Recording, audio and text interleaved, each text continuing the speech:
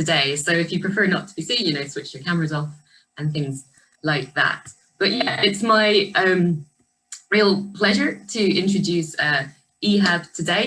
He's a founder and director of innovation, future kind of thinking home company Biohm. I'm not going to say too much because I know he's actually going to do a bit of a presentation today to kind of cover quite a lot of things. He does a lot, he thinks deeply, and he's been doing quite a lot, really activating over the last couple of years since I've known him. He's actually in his new manufacturing facility, setting that up at the moment. So we're delighted for him to join.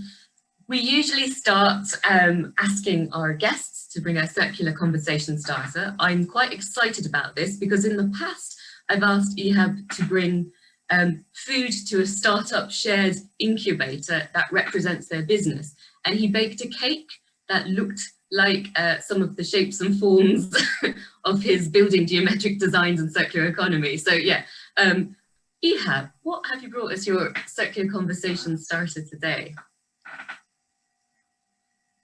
Morning, everyone. I've got our mycelium insulation panel. For those potentially not knowledgeable on the mycelium spectrum.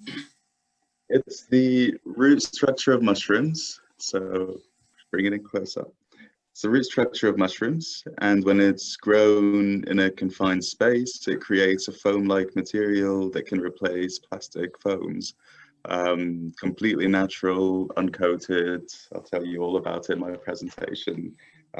But to grow it, you actually feed it waste. So it's the most circular material at the end of its life.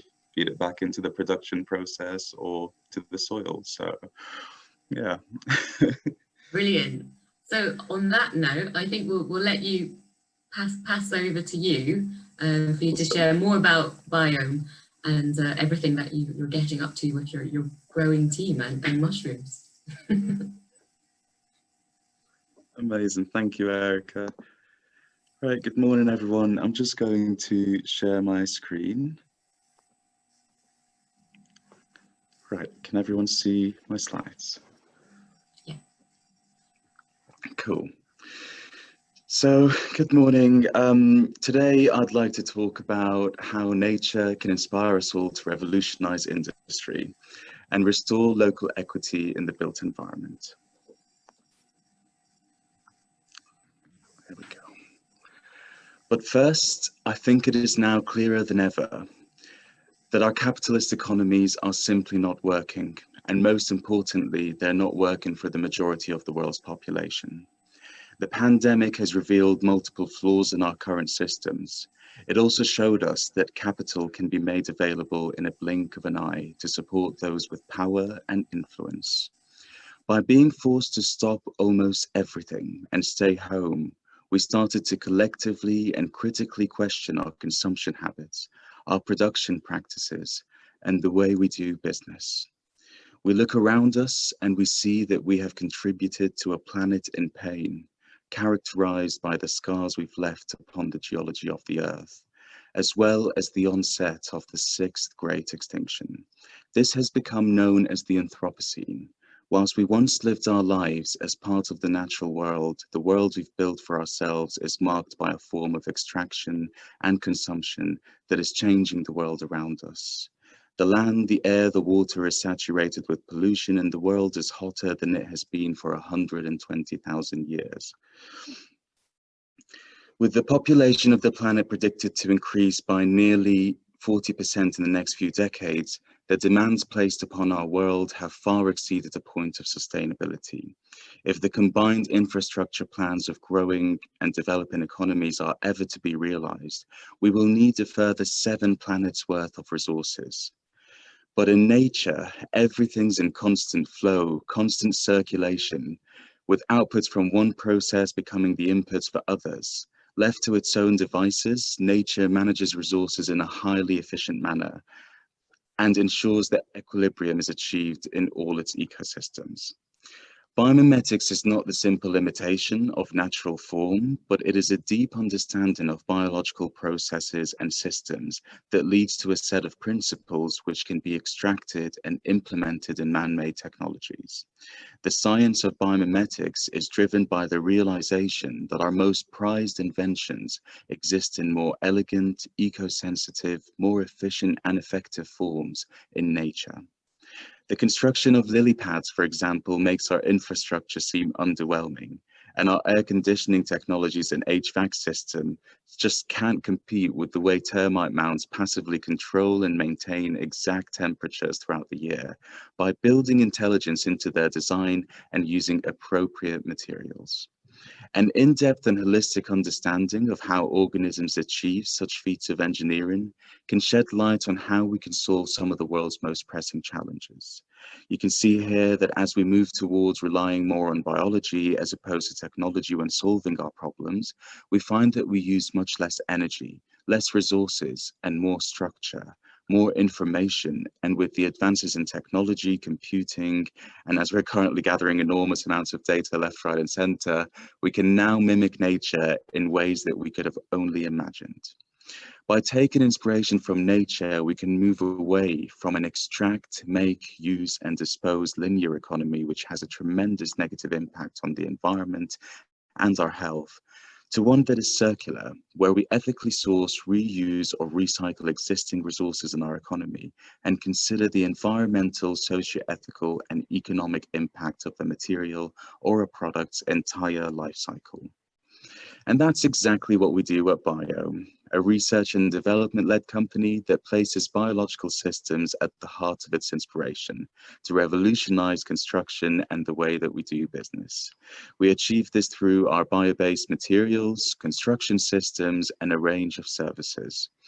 We're starting with the most tangible and immediate of these offerings, and that's our materials. ORB, or organic refuse biocompound, is a semi-structural sheet material made entirely out of food and agricultural waste and contains a 100% natural binder that we've developed. It is currently available for use in interior architecture and will soon be available for dry lining in buildings. It outperforms other wood-based sheet materials when it comes to mechanical strength. It is carbon negative, does not contain any synthetic chemicals or toxins, and is highly price competitive. The really exciting thing about ORB is that over the next 2 years, it will be developed into a plant-based concrete, which will be a serious game changer in the industry. We also work with one of the world's most wondrous organisms, mushrooms. We use the root systems, or the vegetative part of a mushroom, to consume a variety of organic and synthetic waste, and the outcome is one of the world's most advanced building insulation materials, which I've just showed you before we started.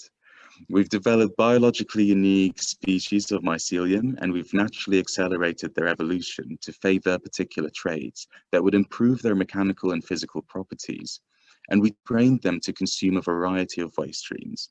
We're currently testing our mycelium insulation against industry standards with the Building Research Establishment and the British Board of Agrimon, and we've been blown away by how we managed to achieve thermal conductivity values as low as 0.024, which may not mean very much to most people, but it competes with market-leading synthetic insulation, and in some cases it is 2 to 3 times thermal insulation values of commonly used alternatives. It is naturally fire resistant. You can see here Zoe Lachlan biting into some crunchy ice cream after sitting on top of our mycelium with 1,500 degrees of heat on the other side. And as she cuts into it, you'll see that the fire has barely penetrated the material at all. And we did some tests on the heat of combustibility of the material against standards, and we found that in the event of a fire in a building that uses mycelium insulation, the fire would spread at around half the speed when compared to all other insulation products. For VOCs, or volatile organic compounds, which are released by materials throughout their life and affect the indoor air quality and therefore our health and well-being, we achieved the highest possible score of A+, making it one of the healthiest materials available. No synthetic coatings or additives, no chemicals, outperforming almost all other insulation products on the market by simply using nature's genius. Now, last year, we had an interesting little discovery in our R&D lab. which led us onto a super exciting journey. You may be aware of mycelium's remediation capabilities, known as mycoremediation, which is a process by which fungi produces appropriate enzymes that break down complex compounds, like plastics, into hydrocarbons and carbon dioxide. We've discovered that last year we've developed mycelium strains that are capable of consuming plastic. The rate of degradation that we were able to achieve was quite significant, and that was quite the revelation. Last year, the Onion Collective, a social enterprise at the vanguard of social action and community business, joined forces with Biohm, and we were awarded the Waitrose Plant Plastic Prize to continue to develop this research further and ensure that such technologies have a transformational impact on local communities. This has allowed us to carry out numerous experiments over the last year, where we continue to evolve our strains through a non-intrusive and non-GMO process known as directed evolution, which basically mimics the process of natural evolution in an accelerated lab environment. This has resulted in the development of 3 strains that can successfully consume PU, polyurethane, and PE, polyethylene, which are found in everything from your kettle and toaster to clothes, bottles, and furniture. Unlike other plastic recycling processes, which can propagate the current plastic crisis, encouraging the production of more plastics, our process assimilates or eliminates plastic completely, and all outputs, so the non-toxic hydrocarbons, are stored in the resulting mycelium material, which in itself is a replacement for plastic and other damaging materials, and the carbon dioxide is turned back into oxygen through the process of photosynthesis and fed back into our incubation spaces, providing fresh, oxygen-rich air to the next batch of mycelium, ensuring a completely closed loop in our manufacturing process, resulting in the production facility effectively being a carbon sink. Although our mycelium insulation, which is currently available, is grown on organic substrates, we aim to eventually integrate plastics and other synthetic waste streams from construction, fashion, and other sectors into our production process. When working with natural materials, it is essential to ensure that appropriate construction systems are used to maintain the building's breathability and end-of-life circularity, or even biodegradability. So although our materials are designed to be seamlessly integrated in current practices, we've developed Triangme, an interlocking construction system that combines all of our materials and is inspired by the way carbon molecules bond to one another. It does not require any permanent binders or fasteners to create robust structures that can be deconstructed at any stage of their life, allowing buildings to grow, shrink, and adapt to the needs of its occupants and local community. Architects can design any floor plan and still only use our 21 unique components. It reduces build times by 95%, build costs by 70%, and the environmental impact by 120%. It's patented in all continents and almost 60 countries, and we aim to launch Triangme with our plant-based concrete in around 2 or 3 years from now. Due to the vast environmental benefits and global potential of our technologies, it was essential for us to deliver this to the world in a way that is ethical, equitable, and sensitive to our current economic landscape, at a time where it is needed the most. So we're setting up the world's first community-led biomanufacturing facility with the Onion Collective. Apart from being the first large-scale facility to produce mycelium insulation, another unique aspect of this collaboration is in the way it acts as a catalyst for regeneration within a community. Again, taking inspiration from nature, we've developed a business model that allows communities to drive industry in quite a revolutionary way that ensures the regeneration of the local community, environment, and economy. Here you can see us standing in one of the last remaining buildings on the site of a paper mill, which was the beating heart of the local economy in Watchet, West Somerset. For 200 years, the paper mill recycled old cloths and other materials into paper, creating a thriving industry in Watchet. But on Christmas Eve in 2015, the mill shut its doors, almost overnight, taking almost 200 jobs and leaving the town in a very difficult situation.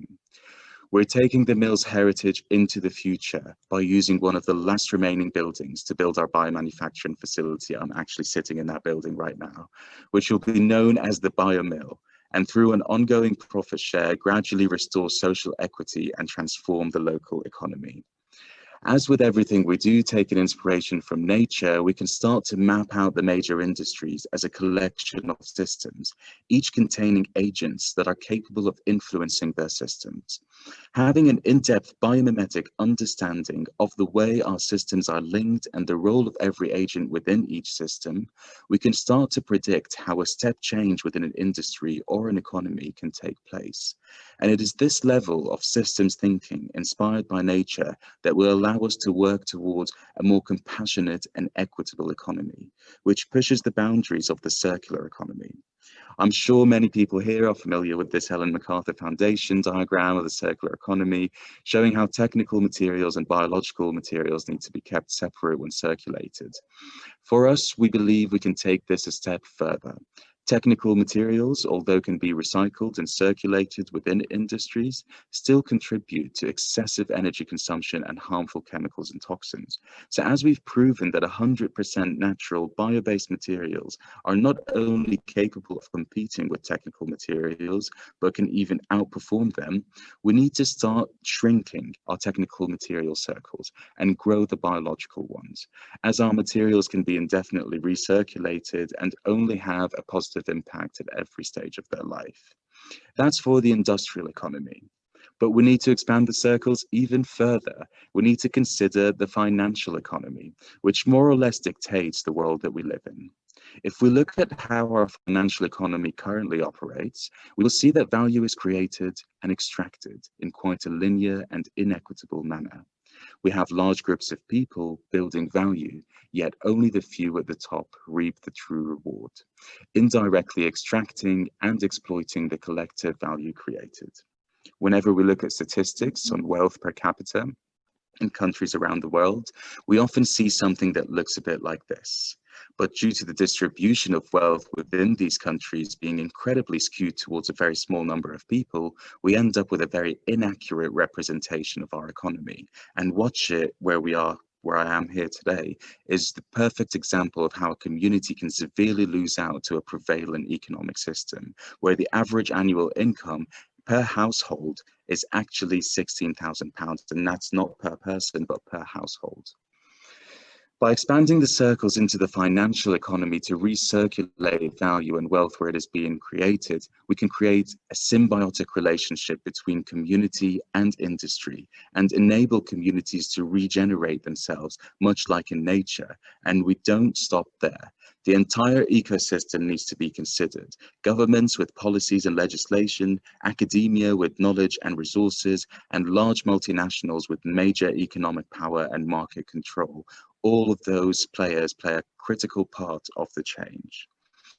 By aligning the incentives, motives, needs, and offerings of the various stakeholders, new ways of doing business and new economies start to emerge. Our first biomanufacturing facility is almost completely built in Watchet, West Somerset, and it will start by the end of this year, producing up to 3,000 square meters of insulation panels, so around 20 homes worth, per month. And over the next couple of years, will eventually be scaled to provide enough insulation for 120 homes each month. At that scale, we'll be consuming 240 tons of waste and sequestering around 30 tons of carbon each month.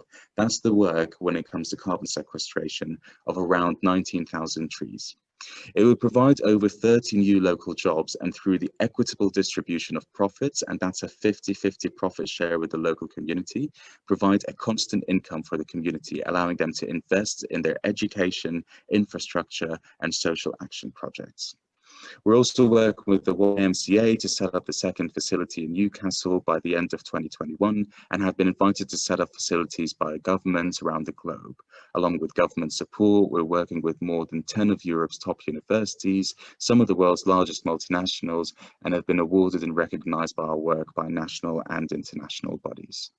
We're working towards a biomimetic future that will allow us to make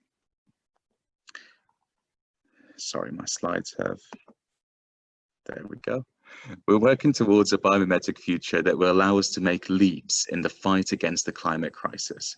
equitably distribute wealth, and showcase a new global economy that benefits from global interconnectedness and the sharing of knowledge, but works with more reliable local supply chains and empowers local communities.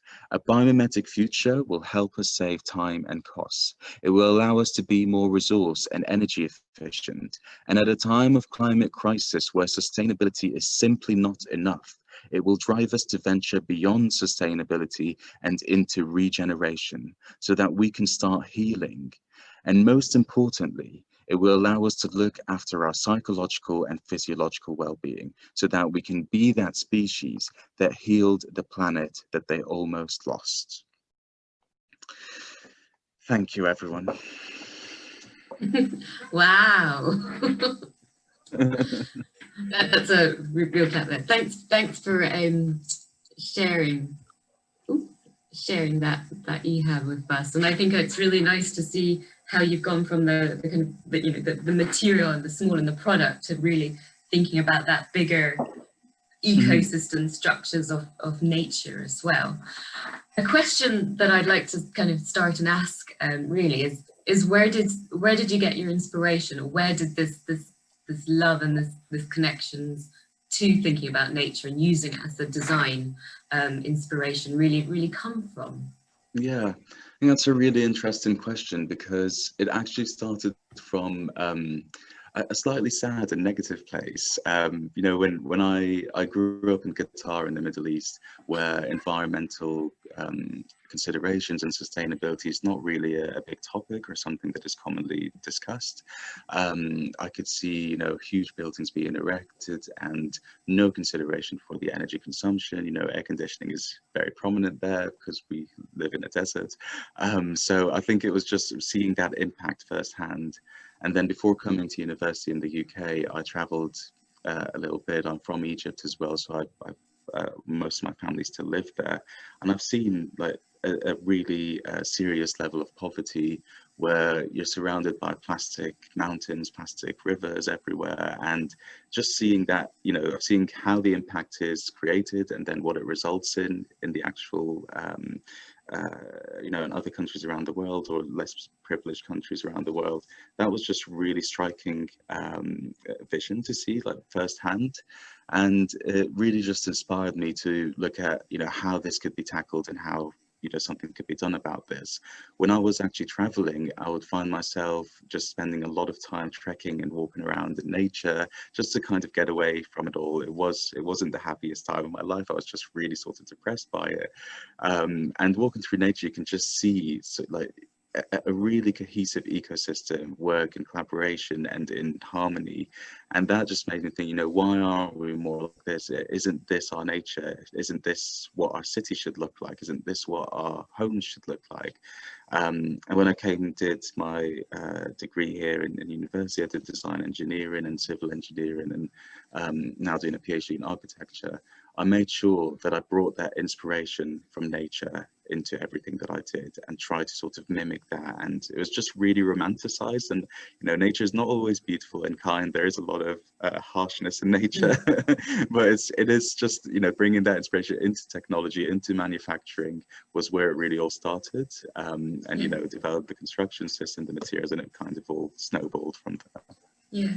One question I'll ask you before we'll move on to some that I've seen in the chat as well is something I picked up on also was this aspect of health at the same time, the healthy aspect of the circular economy. And I think, and you know, you work in the sector a lot, I've been there a lot, that sometimes that element's forgotten.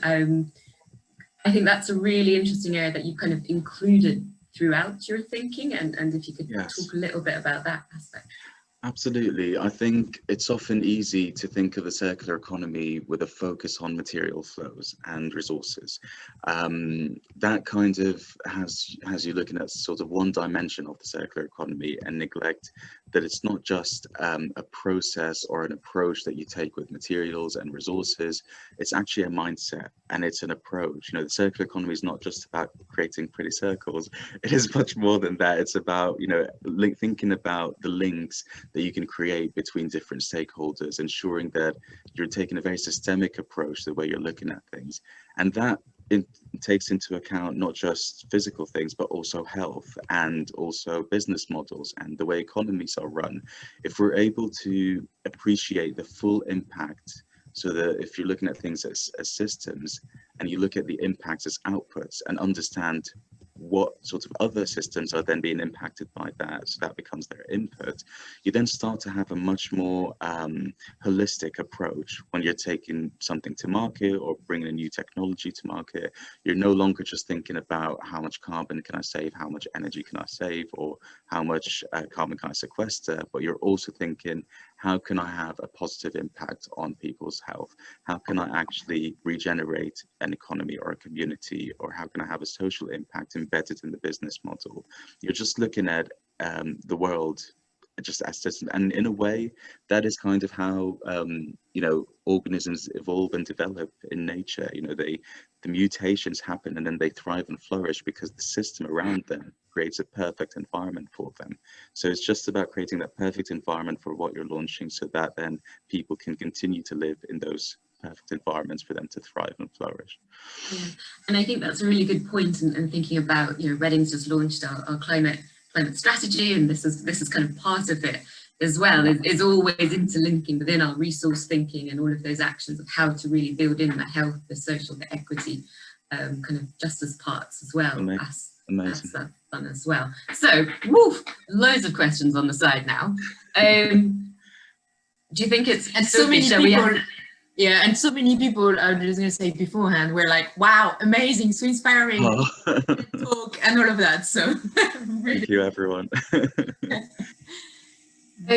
Just to pick on a quick one from Anzia, thank you. Is orb commercially available yet? Was orb the orange?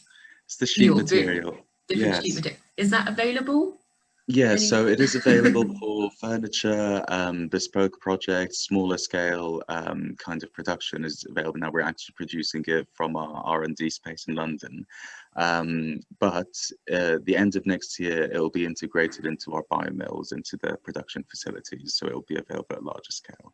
Right now, it's just, yeah, much smaller scale. We're doing everything by hand with Orb at the moment. Yeah. I remember I met you a few years ago and your installation was just being tested. So it was a bit too early for my house.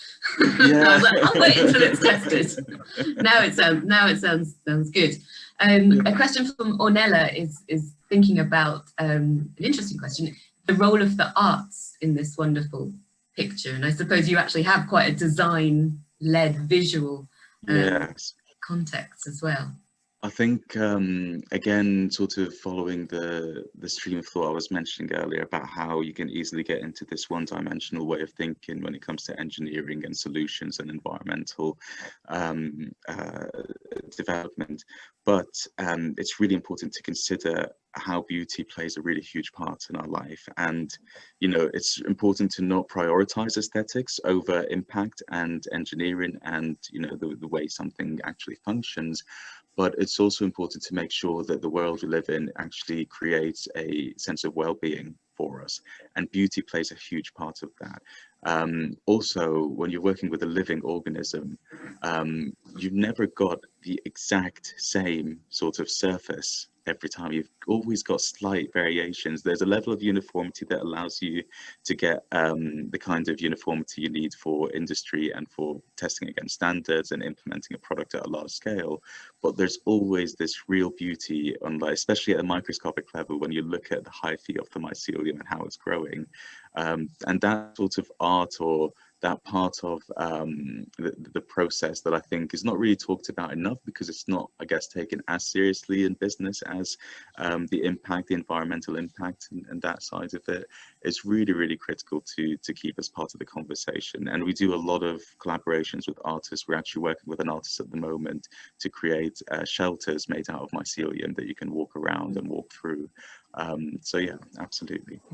Picking up on the mycelium, how long does it actually take to grow those kind of pieces of insulation, or for example, that one that you were holding at the beginning, just to give a bit of a feel for the The one I was holding, we'd be looking at about 3 to 4 weeks. In terms of our production process, we've got a full cycle from beginning to end, including the processing of the waste and curing the material, of 47 days.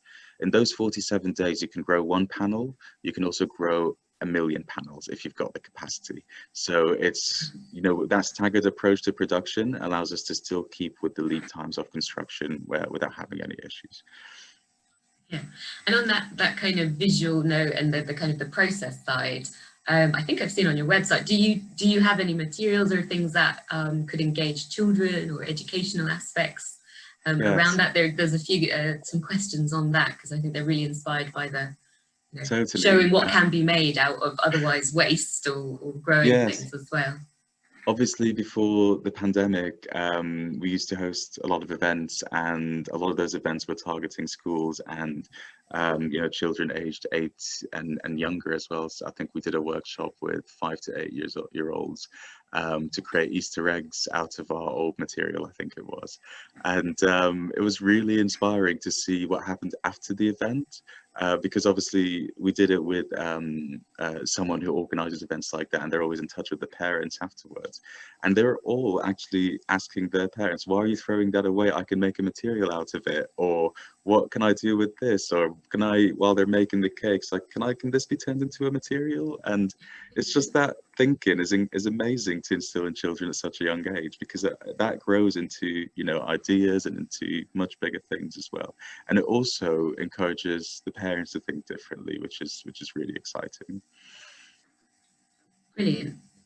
I'm just checking on time. Sophie, do you think, should we take some more questions, or should we move on to a little bit of interaction with everyone who would like to stay, of course?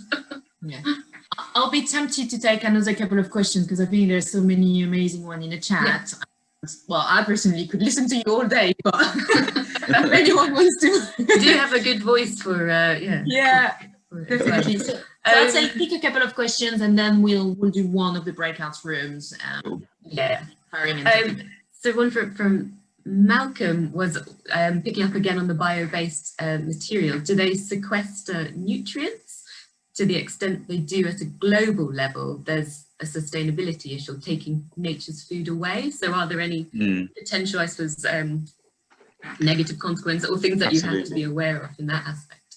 Yes, yeah, I think if, you know, and that's also, I'll take sort of 2 approaches to this answer. The first one is, yes, it can have a negative impact depending on the source, the resource that you use, that you start the process with.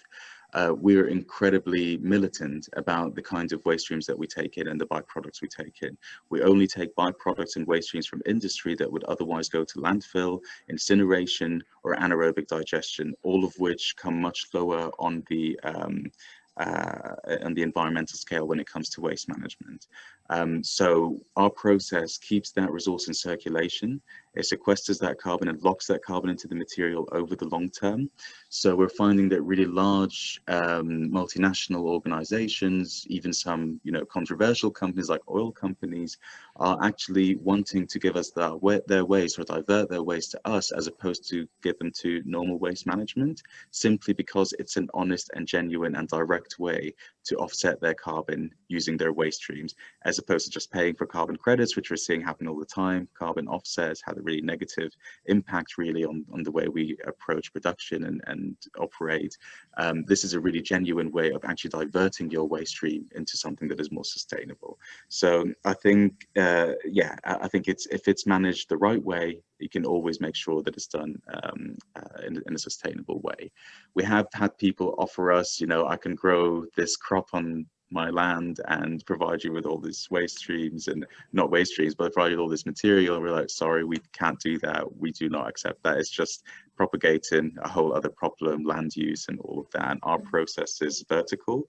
So you grow vertically, you don't use much land in our production process. So that's something that we're really, really strict on. And it's a really great question. The other side of that question. Oh, Malcolm, did you have a, sorry. Sorry. No, I just thought where the question came from, who might have, yes. I might have phrased it.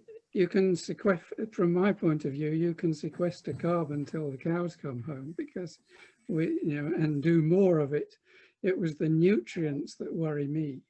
If you take those out of the biological cycle at a global scale, if this became the global way of doing things, then are you facing another sustainability issue? Absolutely, absolutely. And that's why we're not taking nutrients out of the biological cycle. We're taking nutrients that are otherwise having a really negative impact, that are burned, that are incinerated, that are creating huge carbon emissions. So, and that's the real sort of critical part of it. It's actually understanding what would happen to those waste streams. Before we actually collect any waste stream, we do an audit on that company's waste stream, understanding exactly where the waste stream is coming from, where it's going, and also look at its trajectory. Is it a growing waste stream? Is it a waste stream that is only going to be available for the next few years, and that may result in business decisions to look at more less sustainable resources? And I think that's the really critical part. It's understanding what the alternative impact would be, and if that impact is having a positive impact on biodiversity, on nutrient cycles, we don't touch it. And I think that's the real sort of red line. I do know that there are companies who would not have your morals. And that worries me. So Malcolm, that's exactly what I'm just about to come on to my next point. And that's exactly why we patent our technologies. Good. When we started, we were going to open source it all. And then we realized that that opens us up to a lot of manipulation, a lot of greenwashing, but also what it does is it makes us lose control over the protection of our technology that we've developed. And there are huge shocks in the construction industry that, you know, can take that and run with it and turn it into something that is really negative overnight.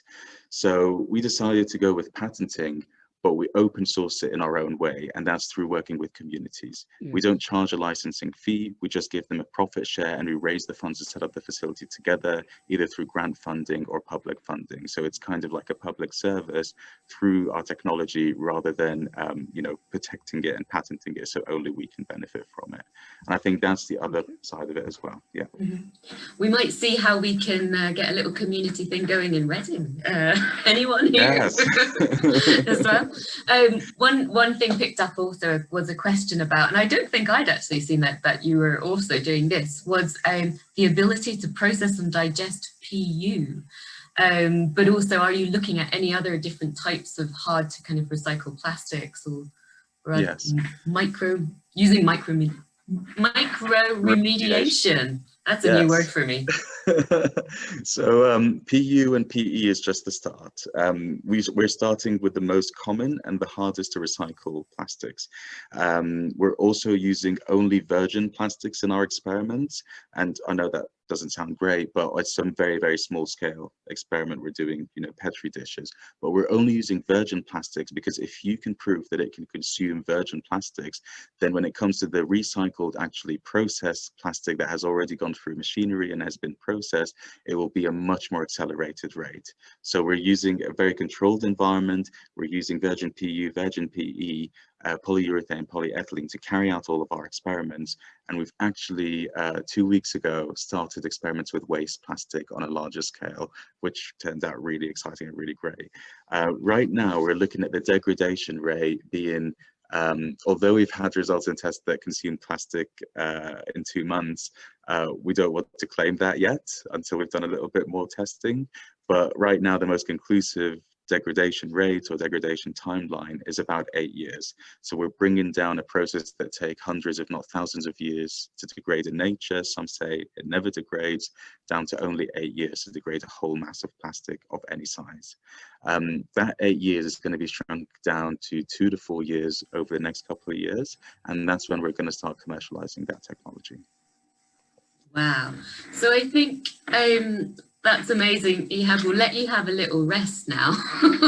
There's quite a few, there's still some questions on them, but we'll capture them. And if it's okay, we might summarize them and maybe send, or if we've got a little bit of time at the end. But we'd quite like to have an opportunity with those people here who joined us today to do a bit of an interactive session, which you're going to stay enjoying as well. I think just for the last kind of 15, 20 minutes or so. So I'll hand over to Sophie. Brilliant. Thank you, you two. I really got super inspired. I'm like, what can we do? And everyone's saying yes to a community in Reading. So that's really, really cool. Okay, so the second part of our session today was more linked to the Circular at Home Challenge that we ran this week for the Climate Festival. So the idea what I'll do is that I'll just share my screen, just the summary of what there we go. So this is the challenge. The idea of the challenge was really to give us an opportunity to get started on our journey. And often what we find is that the most challenging part is doing the first step, because we find a lot of reasons for not doing it or delaying it to tomorrow. And with this challenge, we actually set ourselves a different theme every day that was linking to the circular economy. And we've had an amazing, basically, turnout there. There's over 80 people that signed up for it and starting doing some action. So thank you to all of you for that. So what we thought we will do for this part is actually starting sharing ideas, because that's really where we get best value out of those challenges, is when we all come with new ideas, brainstorm, and that will trigger some new thoughts and things that we might want to try. So what we will do is just, the breakout room is going to be, we'll probably aim for 10 minutes.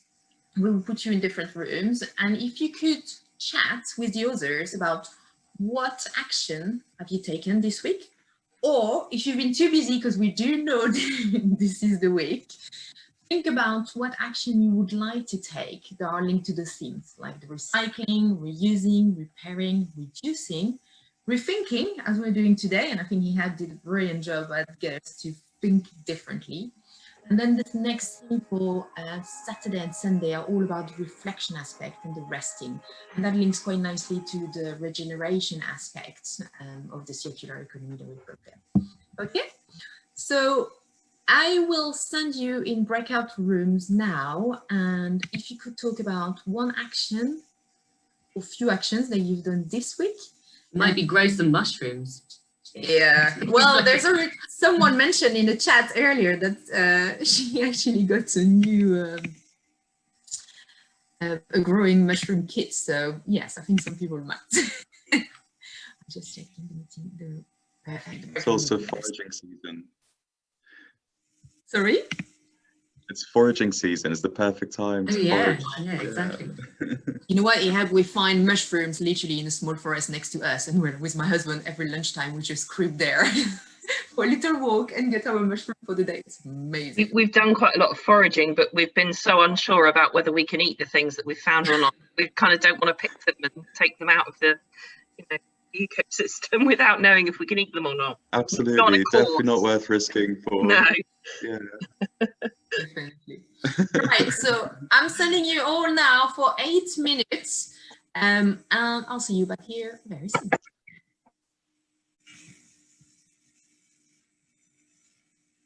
Welcome back, everyone. It's always sudden. It's always sudden. I didn't see the time. Even with the warning, yeah, you're coming back. Yeah. Conversations are always too good. Okay, so I was wondering if you could put in the chat box or unmute yourself if you'd like any action that you would like to share with us. And the idea here is that we're quite keen to almost like crowdsource different ideas that we can then all share again to inspire us. So if you could do that, I've got a question for you, Erica, whilst people are typing in the chat box. What did you do? Did you take on the challenge this week? Yeah, so I suppose I've been building in different things throughout, but one thing that happened was our retractable dog lead broke. So I took it apart to try and find out what went wrong, and then saw that it's a kind of one of these special springs, it's a retractable spring, and it had severed off, so it wasn't able to pull the cord back in. So now, and I did find an option on the internet, I need to see if, like, which is always the play of a repair, is like how much that costs and if I can find the right size and if I can potentially fix it, rather than, of course, buying a new one as well. So that happened on repair day. So that was a bit of an instigator for me to try and fix it rather than, just get a new one, which is the easier and faster option, unfortunately, which I think is one of those barriers at the moment. So it's actually a great one, and that goes quite well, I think, with the rethink from today, is rethinking upfront as well. So it's like the repairing aspects in some cases, I think it's great, because then you realize that actually it wasn't designed to be repaired, which is really frustrating. But once we've done it once, then all of a sudden it challenges ourselves to say, the next purchase, well, I'm going to have a look if I could repair it and so on. And I certainly know it's something that I've been questioning. There are so many ideas that are coming up in the chat. It's fantastic. Hold on, I'm just going back to the top. People saying sharing small actions. Great to have that on social media. And everyone in the group are growing their own fruit and veg. Fantastic. And that's also really good for the mindfulness aspect and the well-being aspect of it. So that's really inspiring. Someone says they should recycle food waste into food. Recycle food waste into sold food. Brilliant. If you got any companies as well or came across any organization that can really be helpful in that, just put them in the chat as well. Virtual path for an event, yes. I had Anzia and was it Maria in my Rachel in my group, and they're actually doing some make it at home kind of workshops as well, crafting from stuff that's in your recycling bin, but then you can then recycle it after you have made it into something as well. So that could be some nice resources for families. Yeah, brilliant. Outbox. And the idea, so the reason also why we're asking all of you that is because it's going to give you some ideas. Just if you don't know, in the chat box at the bottom, you've got 3 little dots, and if you click on that, you can save the chat as well, so you can see some of the ideas from other people. And with Erica, we really want to take all of that and put it somewhere that is useful for all of us to access and keep adding, because ultimately, if we want to be more sustainable, more circular, this is about finding out where those options are as well. Okay, so I am very conscious about the time. Sorry, the interactive session was a bit shorter, but we got so inspired by Ehab that I think it was totally worth it. I was wondering, actually, if Ehab is still here, if you could send you off with a final recommendation to all of us to having basically more circular living at home. Yeah, I mean, first of all, thank you so much, Sophie and Erica, for putting this group together. And I think we need so many more of these groups to come up, because it's just so inspiring to know what everyone else is doing and what everyone's getting up to, and do more of that. I think never underestimate the power that you have as an individual, and the change that you can inspire and the change that you can implement, starting very small with your own veg patch, or going for a forage instead of going to the supermarket with a really good guide knowing exactly what you're picking. And just taking these little steps, they all add up. Most importantly, it's not just about the impact that it's having, but it's about the psychological sort of transformation that happens when you start taking actions like those. You start to really change the way that you're thinking. You'll find it comes up more in conversations with your colleagues and with your friends and family, and that just becomes a gradual change in mindset. So those little steps may seem really small, or may seem very tiny as impact compared to the horrible impacts that some other larger organizations may be having, for example, and that may make you feel a little bit overwhelmed. But actually, you're changing your mindset, and that's coming through in your work, in how you work with your family, how you speak with your family, how you speak with your friends, and in the actions that you're taking beyond just those tiny little steps. And I say those tiny little steps, but they're absolutely huge steps because of the impact that they have over time. So yeah, never underestimate the power that you have and the impact that you can make. Brilliant. Yeah, it's going to become a quote. We're going to put your face with that. You can have it somewhere. No, but I totally agree. And the transformational part, I think, is really, really important. And I'm going to do a shameless plug, if that's okay, because I think what you've just mentioned links really nicely to another session I'm running tomorrow that is called Hack Your Box for Sustainable Life. And I know we had Susan here, but the idea is to take all of us throughout a personal journey, because it needs to start with us if we want to implement a bigger change outside in the world. And it's really that discovery journey about, really broadening our thought about sustainability, not just circularity, but sustainability.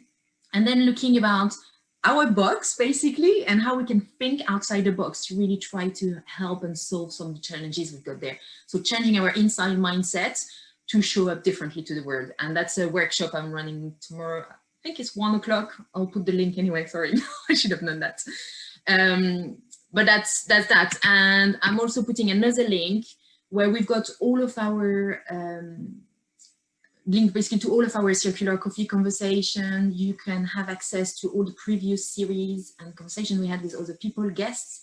And we also have a newsletter where we basically curate some of the content that is happening in Reading, just to give you some ideas again to keep going basically and keep building that momentum together in that community. So a very big thank you to Ehab and to all of you for joining us today and for the Circular at Home Challenge. And again, it's the beginning, it's not the end, it's literally, it was the beginning to kick us starting onto that journey. So thank you and have a wonderful day and restful weekend. Thank you so much, everyone. Thanks, see you. Bye-bye.